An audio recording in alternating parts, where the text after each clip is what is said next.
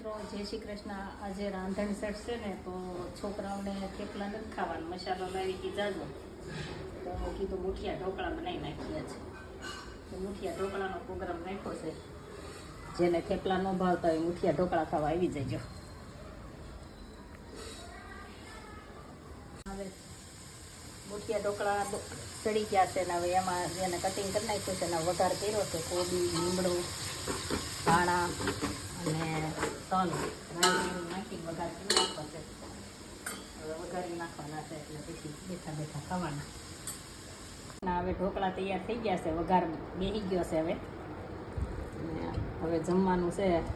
હજી છોકરાઓ આવ્યા નથી, છોકરાઓના પપ્પા નથી આવ્યા, આવે એટલે જમવા બેસવાનું છે.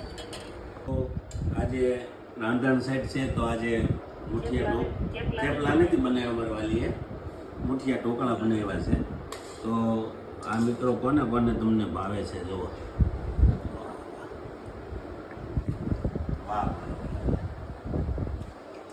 તો આજે રાંધણ સેટને દિવસે થેપલાની બદલે મુઠિયા ઢોકળા બનાવ્યા છે. હું આની મજા લઉં છું.